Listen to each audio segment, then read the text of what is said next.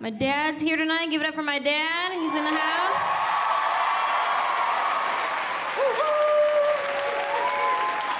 My daddy-o. My dad's so cool. I'm gonna tell you a little bit about my dad. My dad is like Mr. Cool Guy, like life of the party, you know what I mean? Like super athletic, like really into sports. Like my dad's the kind of guy who watches a boxing match on TV as if he is in the boxing match on TV. You know what I mean? Like he'll watch it like this.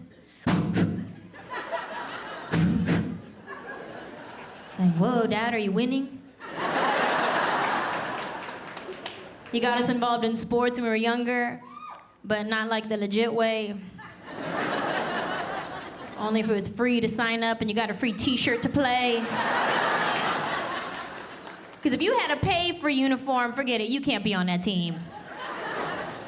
For instance, I ran track and field growing up, but I wasn't on a track team.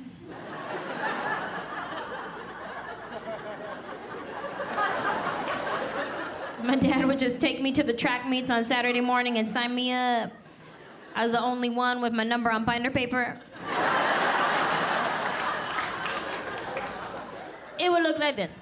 Lane 1, Lincoln High School, blue and gold. Lane 2, Gunderson High School, brown and gold. Lane 3, Anjelah. And some jeans, a t-shirt, and a pair of flip-flops.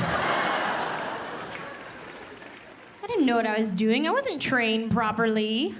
Everybody else is lined up and they're professional, like, I'm a runner, this is how you start, position, except for me, because I was up there like this.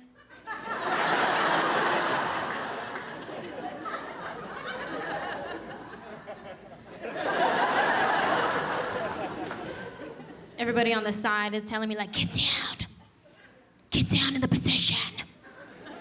I'm like, why? Why am I gonna get down? I gotta get back up to start running. I wasn't trained properly. Sure enough, the race starts, the gun goes off, everybody takes off running, except for me. I'm hiding. I thought it was a drive-by. I don't know what's happening.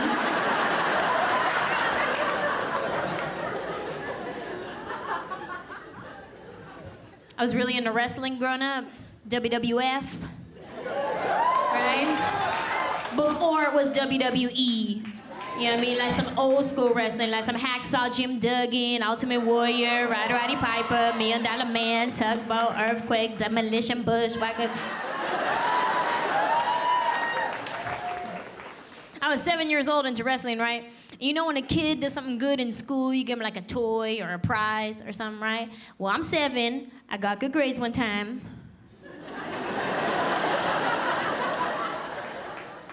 And my dad surprised me with tickets to go see WWF at the arena. It was the best day in all the 7 years I had lived up to that point. It was so cool. Me and my sister and my dad went to the arena. My mom painted our faces like Legion of Doom. We walked into that arena like we were Legion of Doom. Like they're gonna tag team us in accidentally.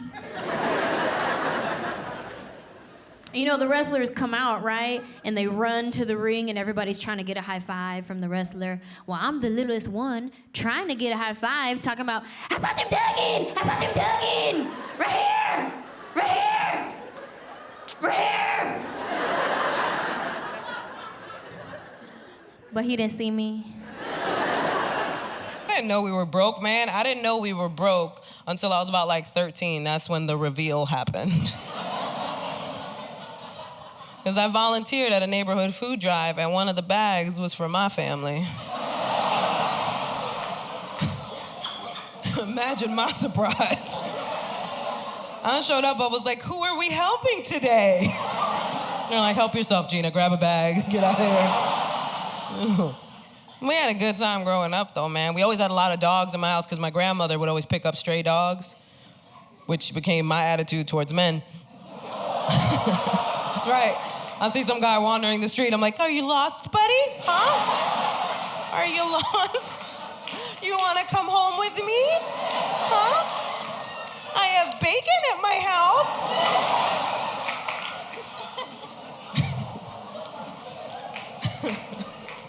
We fed our dogs rice and beans just like us.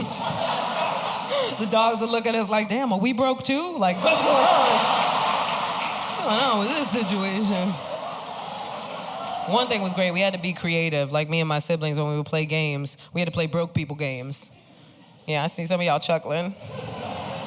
You guys know exactly what I'm talking about. Broke people games are games that don't require toys or money. You just had to be creative, right? Like we had this one game we used to play called Adventure. It was just us walking around a tree. You had to hold on to the tree because if your foot touched the floor, you were out. That was the adventure part. Played another game called Paperball. You crumble up a paper, you throw it to somebody, you got to keep it in the air because if it hits the floor, you're out. The floor was an integral part of many broke people games. Which is why The Floor is Lava is a historically broke person game. Some of these games are passed down from broke generation to broke generation. The Floor is Lava is one of those games. If you played The Floor is Lava and you had money, you were appropriating broke culture, and we don't appreciate that. Go to a theme park, you got the money. Why you gotta take from us?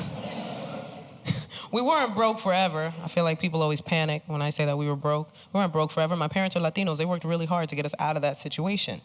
You know, we went from broke to, okay, we doing all right, to, oh, we got some money now.